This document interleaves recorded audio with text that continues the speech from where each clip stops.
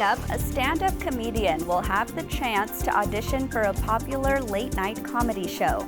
Tribal archives and museums carry forward the knowledge of our ancestors.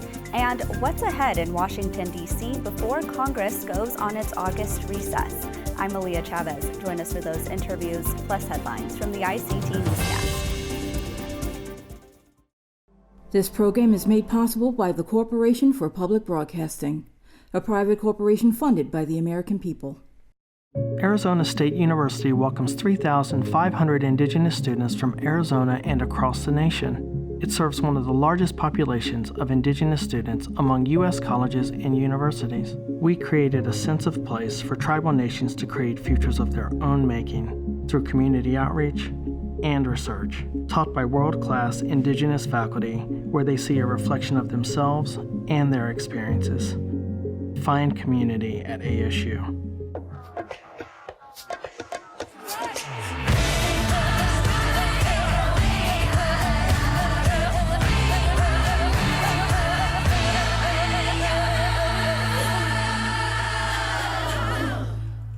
Amirawa Hopa, thank you for joining us.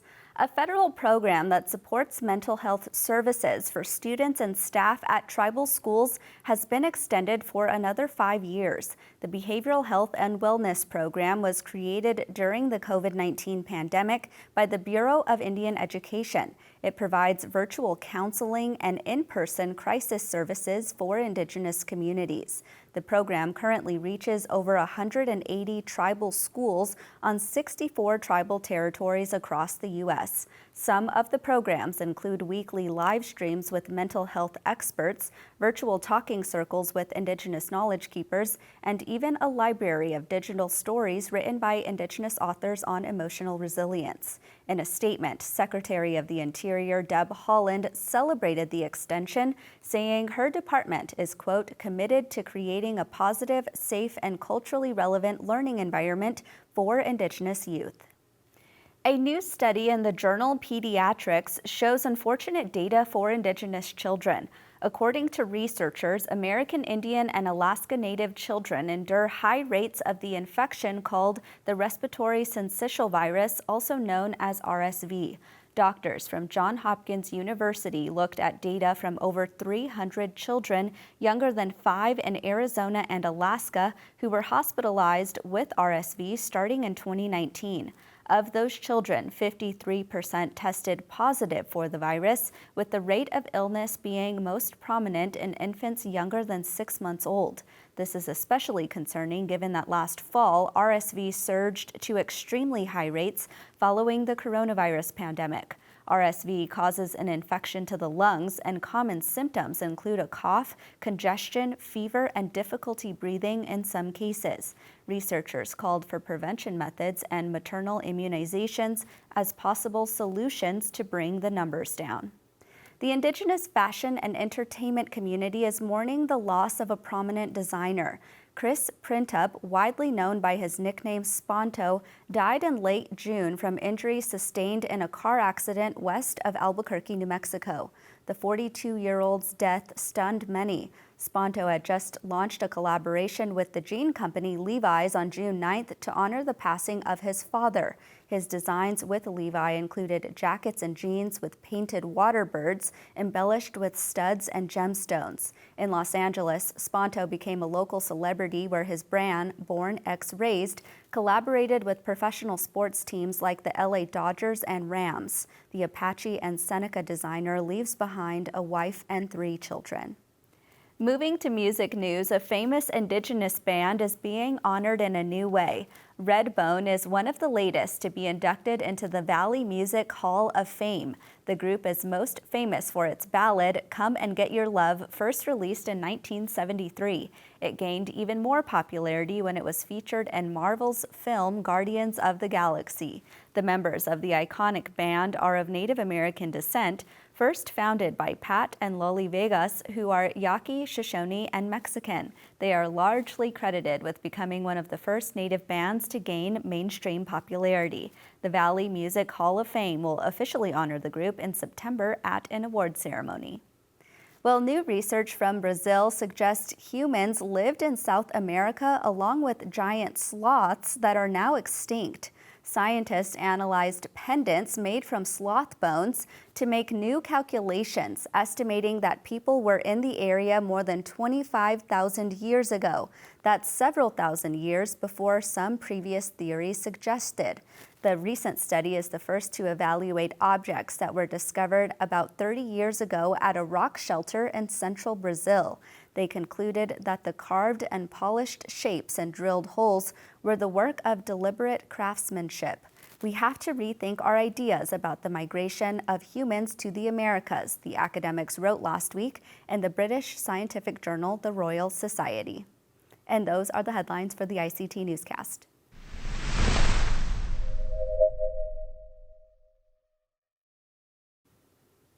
The Native American Graves Protection and Repatriation Act, called NAGPRA, is intended to return sacred items back to tribes. It covers a wide range of materials collected by museums, and while its intentions are good, the expense of returning those items can be costly.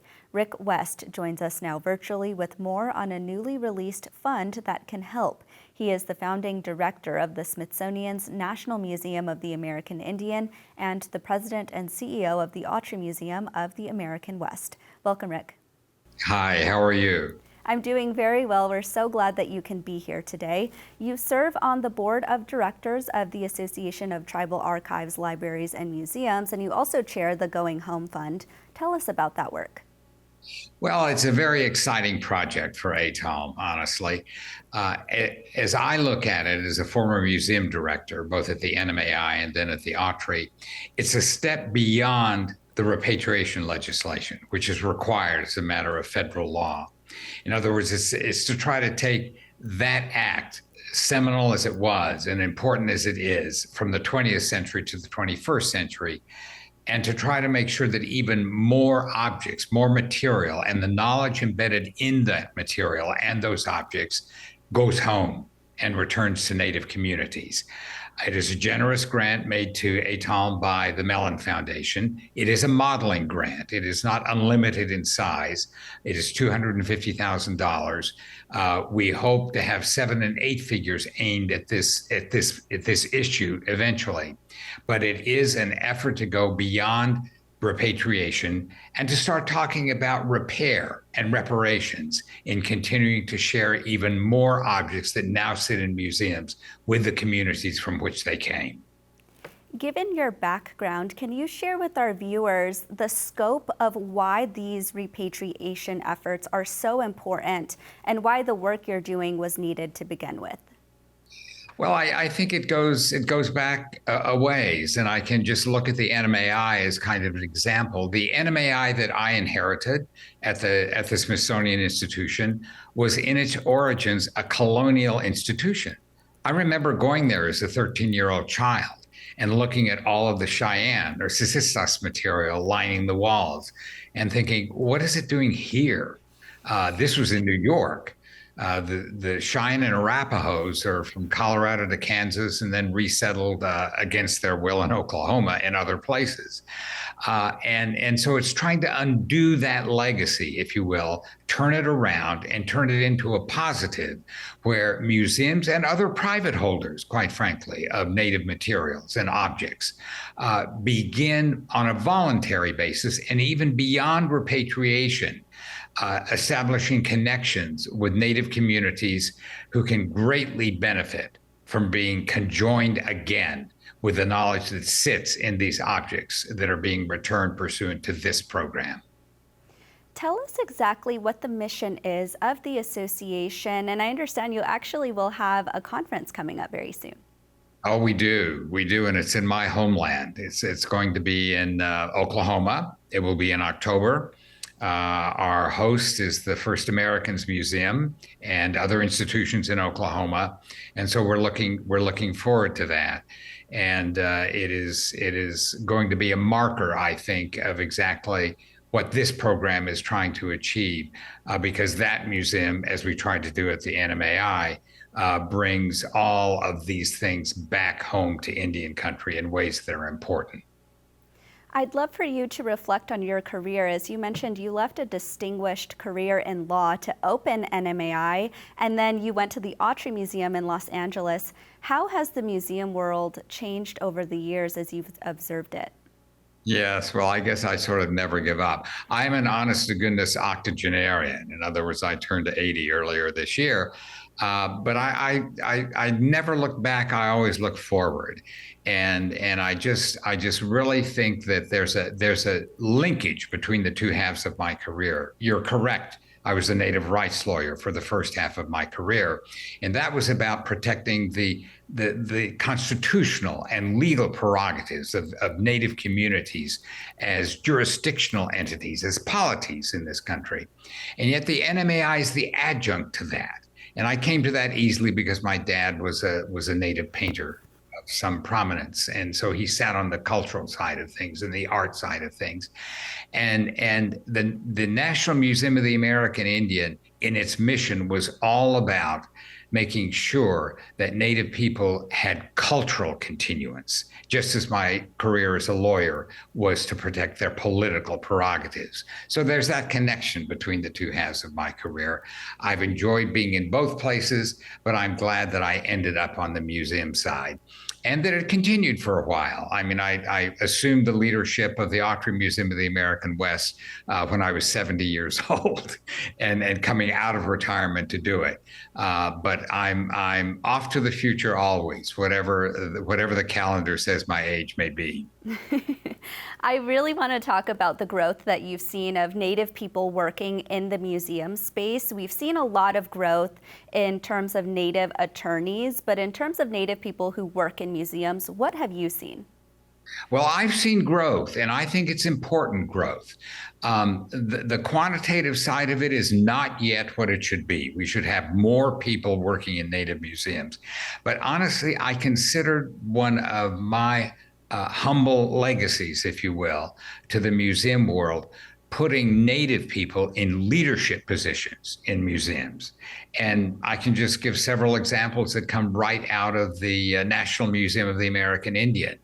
Both Jim Pepper Henry, the now director of the First Americans Museum, Patsy Phillips in Santa Fe, the head of the Museum of Contemporary Native Art at the Institute of American Indian Arts, was also a colleague at the National Museum of the American Indian.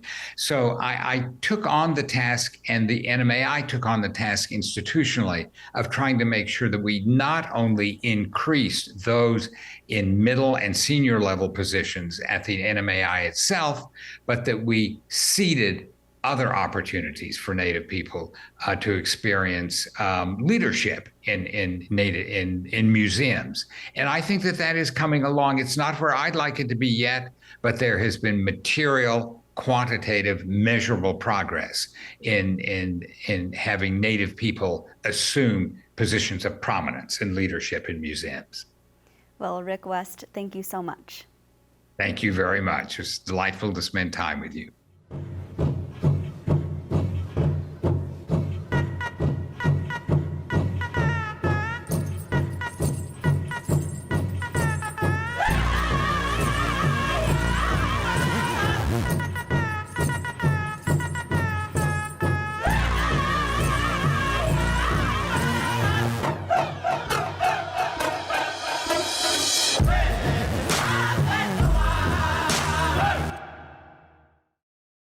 A stand-up comedian and actress is getting an exciting opportunity to audition for a late-night comedy show. Navajo citizen Alex Slim is one of 3 who won a scholarship for Saturday Night Live out of thousands of applicants. The scholarship covers 3 classes at the Groundlings in Los Angeles, California, one-on-one coaching sessions with teachers, and the chance to audition to actually be on SNL. Alex Slim joins me now virtually with more. Hi there, Alex. Hi, how are you? I'm doing very well. Let's jump right in here. The SNL award is only given to a few people. Tell us more about your experience applying for this scholarship and what this means to you. So the process was very simple. I was taking online classes, and all we do is just go onto the Groundlings website, and then you just answer a few essay questions, and you just submit it, and you just wait and see what they say. And It means I'm lucky. I feel so lucky. I feel really happy. I'm so excited and very happy to be here. What made you want to pursue comedy to begin with? I was always kind of like a performer. I feel like I've always tried to do characters and impressions, and I'm a middle child, so I always try to do anything for attention. But whenever I took acting classes and tried to do a dramatic scene, no one could take it serious with me. I guess I just had those little ticks and quirks that were perfect for comedy, and just my delivery and lines was something that was just more comedic than it was serious. Are there any particular topics that you like to address in your work? Yes, actually, lately I've been channeling a lot of New Mexico characters. Not many people know that those are actual characters on the streets, hanging around Central, hanging around Santa Fe. And I've also been doing a lot of stand-up talking about my Native American heritage and my transition. Native and transgender representation is important to you in your work. What kind of content surrounding that would you like to see in the future? I would like better writing for trans people, because what I've seen portrayed in shows and it's a terrific show, Orange is the New Black, not many trans people get represented in a positive light. And with her going to jail, Laverne Cox's character going to jail, it was just hard to watch, but at the same time very realistic and inspiring. But I would also like to get down to what normal life is for a transgender woman. Just write something for a trans woman going to a coffee shop. And Native Americans are always portrayed as frankly, a little barbaric in media, or just mysterious, or even though we're still alive, we're basically dead, and ghosts walking around a village or a town. I would like to see more real characters representing actual cultures and tribes accurately. Because if you looked at John Wayne movies, you would see that there are 5 different pieces from 5 different cultures in one scene, and 3 different actors from 3 different tribes speaking 3 different languages, or at least trying to attempt to speak someone else's language. It's just hard to watch.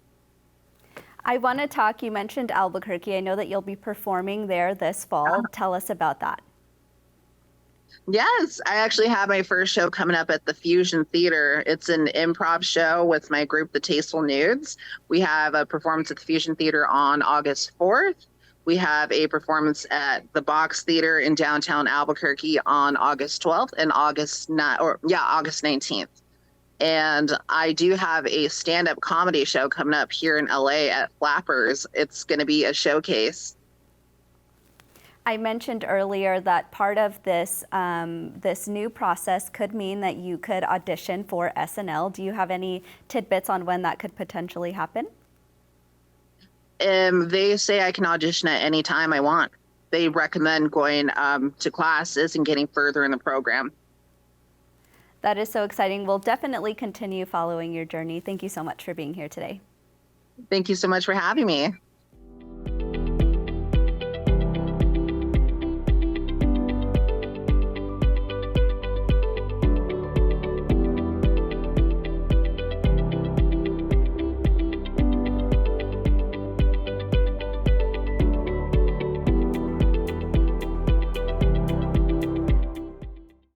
Several U.S. Senate and House committees have heard legislation on Native issues recently. That's on everything ranging from putting land into trust and water rights, all the way to more controversy on protecting the sacred site Chaco Canyon. Here to talk more about that is ICT regular contributor Holly Cook-Macaro. She's the founding principal and president of The Angle, and she's also a board member of Indig Public Media, the parent company that owns ICT and the ICT Newscast. Hi, Holly. Hi, Leah. It's good to see you. We know that Congress is going on its August recess soon. What major pieces of legislation are you watching right now? Well, there's when we get to this point in the summer, which we usually think of as the appropriation season, and we have both the House and the Senate are set to go out at the end of this week. The Senate will be back in 5.5 weeks, coming back right after Labor Day. The House is set to be out for 6.5 weeks, coming back for a very short week, the week of September 12th. And then at the end of that week, they go right back into the Jewish holiday of Rosh Hashanah for a break, a few days there. So that leaves very few legislative days before the end of the fiscal year. And there's a real battle going on right now in the House over the spending bills. And Kevin McCarthy had made a commitment that the spending bills, including the Department of Interior, HHS, others that have huge impacts, obviously control over most of the tribal programs and budgets, all of them are in peril because of the demands of some conservative Republicans about spending levels and some policy issues as well. So Speaker McCarthy, he may not be able to meet his goal of having those bills go through what we call regular order, which means consideration by the individual appropriations committees and then consideration by the full House, as opposed to what we've seen many times over the past few years is those bills don't get the individual attention, composition. We end up putting them all in one bill and boom, that's in the omnibus, which we've all seen several times over the last few years. So I'm watching how those appropriations bills are going. I'm also watching some ongoing issues in the United States Senate over the consideration of what we call the NDAA, the National Defense Authorization Act. That bill must be passed every year. And so when other bills have trouble going on their own, and you've got the NDAA, which is a must-pass bill, it usually ends up getting loaded up like a Christmas tree with other issues. And we are seeing a battle over some pretty prominent tribal issues right now, like federal recognition, and also the boarding school bill is pending on that in the Senate as well. I wanted to ask you exactly about the NDAA. I've read about it, but I have yet to find out really what's in it for Native American communities. You mentioned boarding schools and you mentioned federal recognition. Actually dive into those issues. Well, it's often hard to find out information as we get into these last hours of negotiations on big bills like the NDAA. And so those who are really tracking these individual amendments that affect Indian country, it's just hand-to-hand combat in the trenches. So the advocates I know are very busy. There is a pending amendment for Lumbee federal recognition, and that would be included with the bill. And as you may recall, we talked about this several times last fall. There was an effort at the end of last year to include this in the final version of the NDAA. So that battle is continuing. No word yet on whether it's in or out, but it's going to be offered on the Senate floor. We also have the boarding school bill that was heard in the Senate and is pending on whether it will be included or make it into the inclusion on the NDAA. It would be a great thing if it did. There are some concerns over subpoena power, but I know there's a lot of work and a lot of advocacy going in right now and encouraging support from the United States Senate and including that bill as an amendment to the NDAA. I want to switch gears and talk about We Win. For our viewers who are hearing about that for the first time, tell us about it and the role that you'll play there. Well, I just returned from We Win, which is a 19-year-old organization and the acronym is Women Empowering Women of Indian Nations. It was initially founded by Susan Maston from the Yurok tribe in Northern California and Melanie Benjamin, the chief executive of the Mille Lacs Band of Ojibwe in Minnesota, and really has been a space put together to uplift and support Native women. And there are talking circles, there are professional development. I spoke on a panel about building Indigenous political power, something I'd love to talk about. And this was one of the largest meetings of We Win. There were over 350 people registered. It was held at the casino, a tribal-owned facility in Las Vegas. So next year will be the 20th anniversary, and it'll go back to where it first was held at the Shakopee, Mdewakanton Sioux community in Minnesota. There were 3 honorees joining the Warrior Women's Circle this year: Glenna Wallace, Amber Torres, and Kathy Ketchian. All 3 of them gave a keynote on each day, and the participation and I think representation of Native women from across the country, both, some of our elders and a lot of young women as well. It really is a space where demonstrating that we can move through this world as Native women and support our sisters. And it really does set an example of how to be supportive in our community. That gives me goosebumps. I'm so happy you were able to share that space with so many Indigenous women. Holly Cook-Macaro, thank you so much. Thank you, Leah. It's good to see you. And that's a slice of our Indigenous world. For all the latest, visit ictnews.org. From all of us in the newsroom, stay safe, my relatives.